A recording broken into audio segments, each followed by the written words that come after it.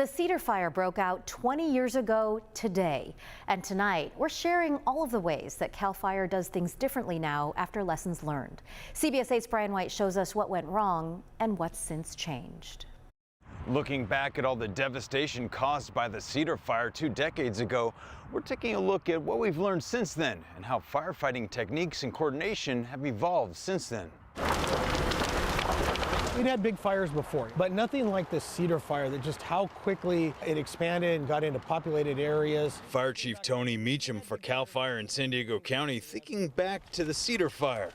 I asked him what he remembers most. I think just how overwhelmed we felt that day. Waking up that morning and just realizing like we had a beast on our hands. For what was at the time the largest wildfire in California history, burning 273,000 acres and nearly 3,000 homes, there were important lessons learned. That fire is going to happen again, right? When the winds blow and the fuel conditions dry out. So what are steps that we can take as a community to not stop the fire, but lessen the impact? San Diego's capability for attacking fire from the air has grown immensely over the years, with at least 13 copters in the county now capable of water drops. Just the adrenaline and the excitement of seeing the flames and the smoke. Pilot William Lenowicz is with the San Diego County Sheriff's Department. They have 3 helicopters in their arsenal and they contract with CAL FIRE. The satisfaction that comes with seeing the big flame ahead of you and getting to put the water on it and seeing it out is very rewarding. One huge advancement since the Cedar Fire is the ability to fight fires from the air at night. In 2003, fire officials followed safety rules that prohibited aircraft from battling wildfires in the dark, which allowed the Cedar Fire to spread rapidly overnight.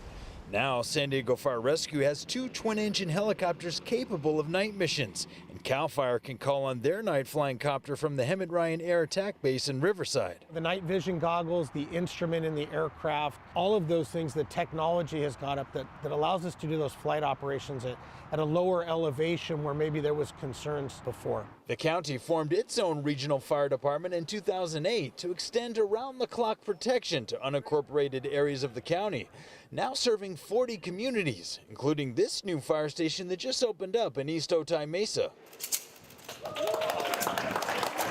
One thing's for sure, regional collaboration between agencies has evolved greatly. We all train together, we work together, we operate, and we've kind of said it doesn't really matter the color of the fire engine of the patch. We're going to respond as the San Diego Fire Service. Another tool that's making a huge difference in getting ahead of the firefight is the vast camera network CAL FIRE monitors. As soon as we get a 911 call, we're looking at the cameras, and when we see a fire that looks to be developing, we're automatically sending additional equipment before the first fire engine even gets there. With all the tools and assets and advancements since the Cedar Fire, I asked Chief Meacham what he thinks our vulnerabilities still are and what keeps them up at night. There are still people today that live in wildland areas that don't do the clearance around their homes, that don't have a plan for when we ask you to evacuate, or that won't evacuate.